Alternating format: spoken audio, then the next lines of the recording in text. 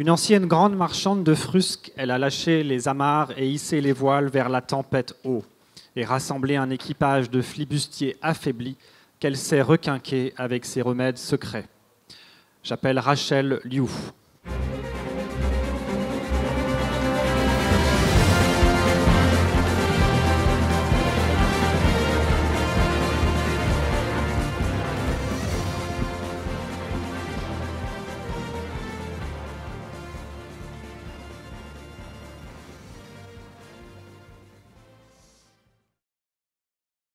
Bonjour à tous. Alors donc, hop, première expérience immersive.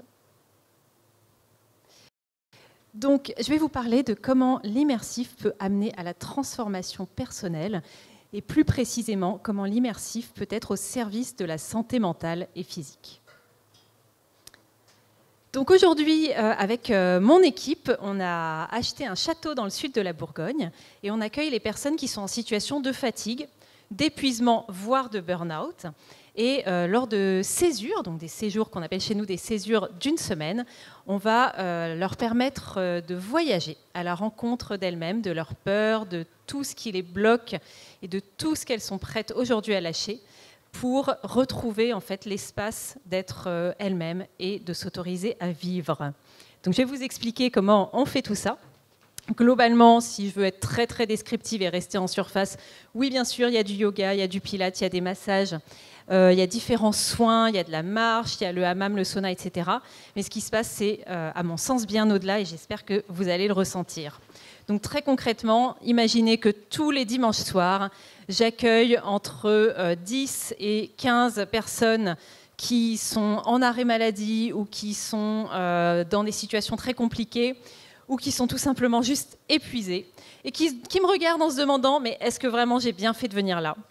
Et ce qui va se passer, c'est qu'au fur et à mesure de la semaine, elles vont évoluer et le jeudi, elles vont se sauter dans les bras, elles vont s'embrasser, se dire que les rencontres qu'elles ont faites ici sont incroyables et vendredi, au moment de partir, c'est là où il faut que je prévoie ma provision de mouchoirs et que je leur dise à un moment, là il faut quand même y aller, puisqu'ils ne veulent plus partir et c'est vrai qu'on a, vous pourrez voir sur Google des avis qui sont très positifs au point que j'ai eu un coup de fil il y a une semaine qui me disait mais c'est un peu louche quand même, hein. J'ai envie de m'inscrire mais vos avis sont trop positifs, du coup ça me fait flipper.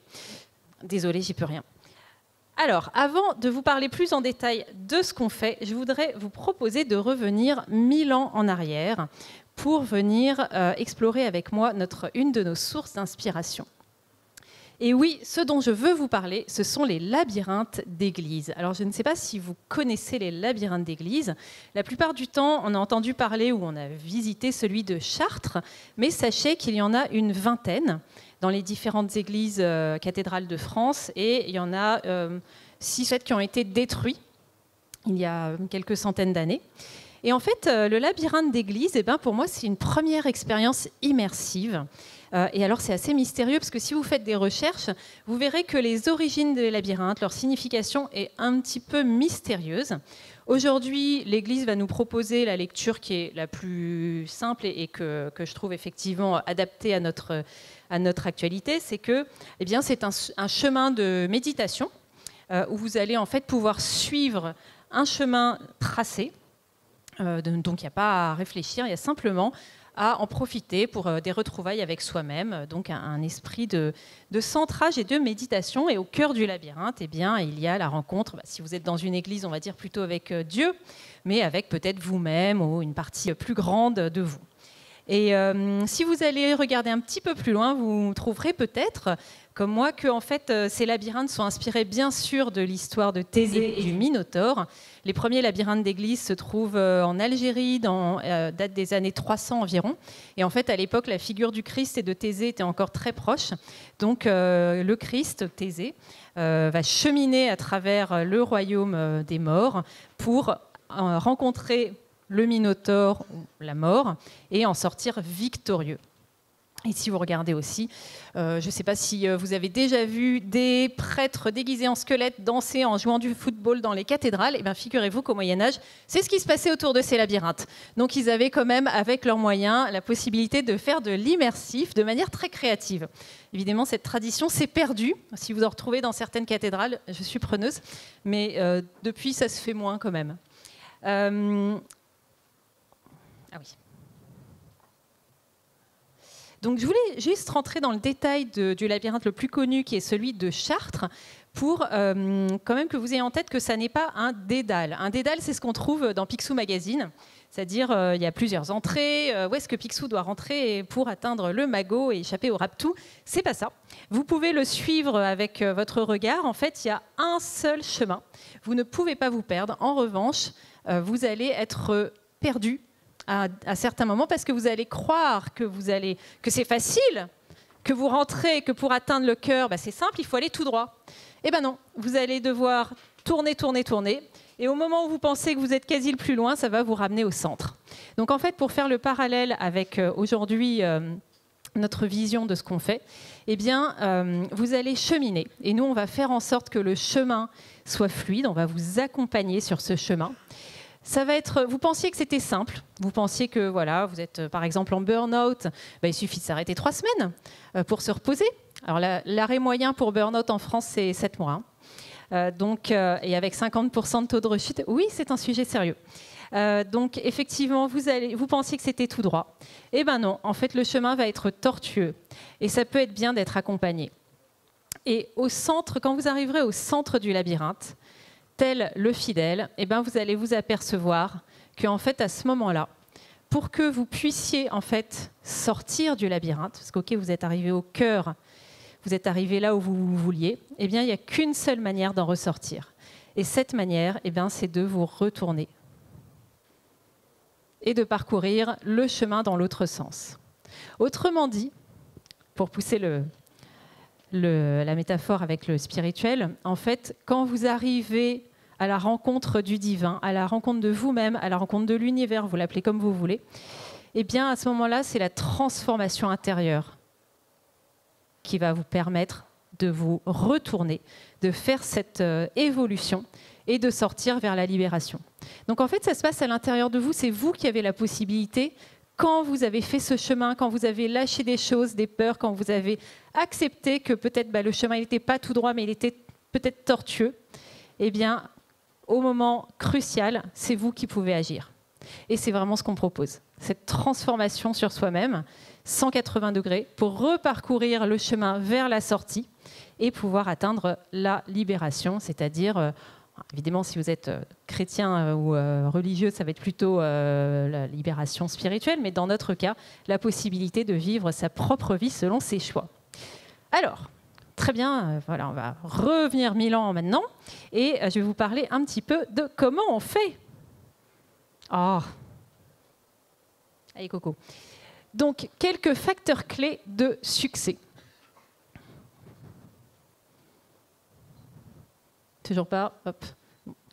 Alors, la première chose, eh bien, c'est qu'on crée des lieux qui sont beaux. En fait, on achète des châteaux, et comme dit mon banquier, pourquoi est-ce que vous avez besoin d'acheter des châteaux? C'est cher et compliqué, il y a plein d'EHPAD abandonnés à racheter.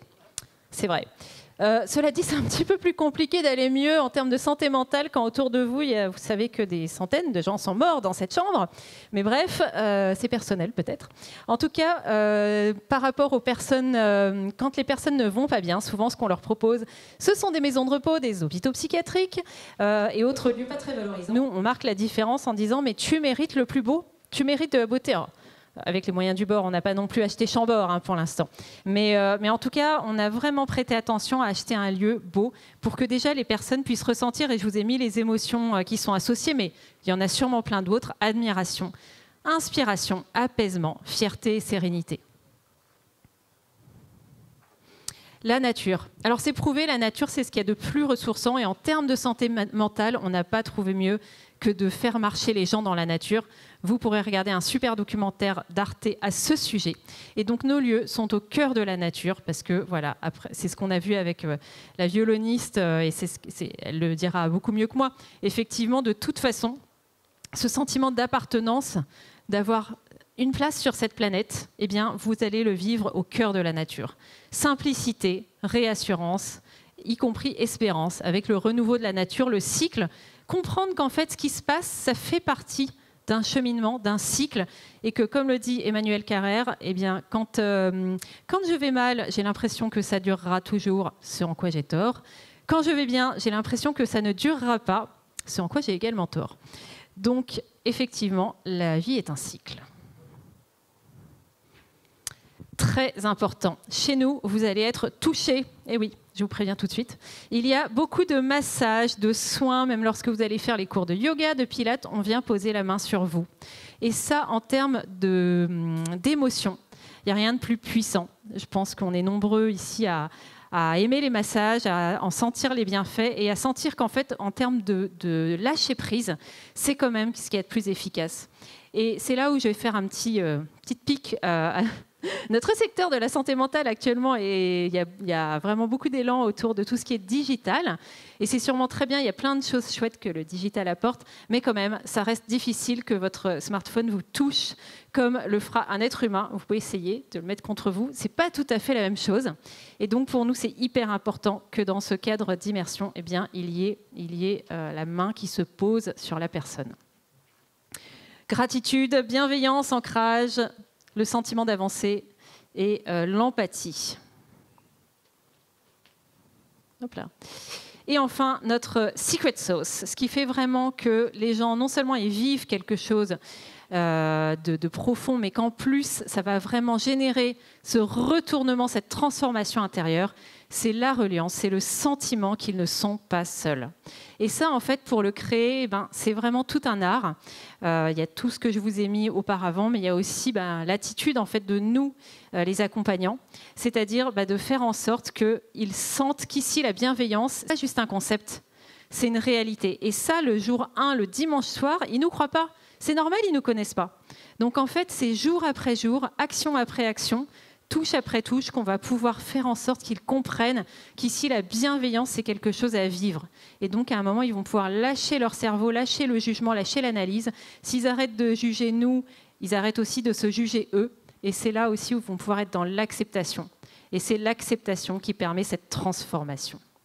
Donc, cette reliance permet l'appartenance, je l'ai déjà dit, mais c'est vraiment à ce moment-là que ça se passe, de comprendre ce qui m'arrive, mais aussi, et là c'est super important, de revenir vers des émotions positives. Donc quand nous on fait des balades, on ne fait jamais juste une balade, genre voilà, y a la rivière, il y a l'arbre. Ça va venir te chercher au niveau des émotions, c'est-à-dire qu'on va faire une balade où on va te faire toucher des choses, on va te faire sentir, tu vas poser ta main sur un tronc, tu vas pouvoir à un moment t'arrêter et regarder la rivière et juste, même si c'est le jour où il fait froid, il fait pas beau, nous dire qu'est-ce que tu vois de beau. Quand on fait un massage, c'est pas juste allongez-vous ici, madame, monsieur, allez hop, je vous masse. Ça va être vraiment, vas-y, parle-moi de toi, je suis là pour toi. Quand on va venir te proposer d'aller dans le sauna, c'est un sauna avec de l'expérience, c'est-à-dire qu'avant, on te prépare, on t'explique les bienfaits du sauna. Après, on te demande comment ça s'est passé pour toi et qu'est-ce qui s'est passé. Et en fait, c'est un lieu où il y a beaucoup d'émotions qui cueille les gens au moment impromptu. Donc, on va avoir régulièrement des gens qui nous disent en arrivant « Bon, je viens, c'est un peu ma famille qui a envie que je vienne, mais moi, ça va, hein, franchement, ça va. Bon, très bien, ok. Lundi, ouais, non, mais bon, c'est vrai que de temps en temps, je vomis le matin, mais je ne pense pas que ce soit très grave. Oui, c'est vrai que je vomis que quand je travaille après. Et mardi, on retrouve la personne en train de pleurer toutes les larmes de son corps sur le canapé, parce qu'effectivement, ça ne va pas tant que ça. Donc, c'est important d'accompagner les personnes au moment où, en fait, ces émotions vont les amener à faire ce retournement. Et inversement, j'ai des gens qui, le dimanche soir, sont déjà en train de pleurer, ils prennent de l'avance, et ils me disent « Je suis là, mais en fait, ça fait 6 mois que je pleure, et je ne sais pas ce que vous pouvez faire pour moi. » Et le mercredi, ils sont hyper inspirants, parce qu'ils ont un sourire jusqu'aux oreilles, et ils sentent que voilà, la traversée, elle est faite. L'immersif, le fait de tout lâcher pour venir se plonger avec une semaine dans un univers de beauté, de nature, de toucher, de bienveillance, ça génère un émotionnel très puissant. Et comme vous le savez ici, c'est l'émotion qui nous transforme. bien plus que le rationnel. C'est-à-dire qu'on peut leur expliquer, ben voilà, pour sortir du burn-out, de l'épuisement, il faut que tu fasses plus de sport et puis il faut aussi que tu penses à des choses positives. Ouais, merci, très bien, je suis au courant. Eh bien, quand vous le vivez, c'est là où la transformation se fait. Et s'il me reste 1 minute, je vais vous proposer de partager une clé qu'on donne à nos participants. Donc évidemment, pour ça, en premier lieu, il faut que je vous stresse pour que vous puissiez vous détendre. Ah ouais, bah mince, tous les trains pour Paris sont annulés, les trains pour le sud aussi, et puis il y a des blocages sur l'autoroute. Bon, vous êtes coincés ici. Alors c'est pas grave, attendez, je suis obligée de poser le micro. Allez, on y va. Technique d'urgence en cas de stress. Allez-y, faites-le avec moi. On se fout franchement. Vous pouvez même le faire au volant. Ensuite, oui, je l'ai fait quand j'ai failli écraser un renard, mais je n'ai pas écrasé, tout va bien.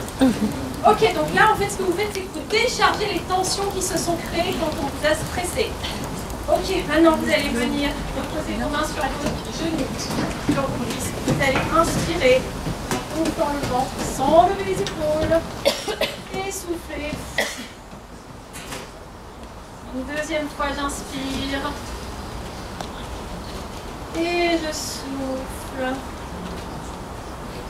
Et une dernière fois, vous pouvez souffler cette fois par le nez tranquillement. Et à la fin de cette respiration, invitez une émotion positive, par exemple en pensant à quelque chose de chouette que vous avez découvert aujourd'hui. Et mettez un léger sourire sur votre visage. Merci à tous.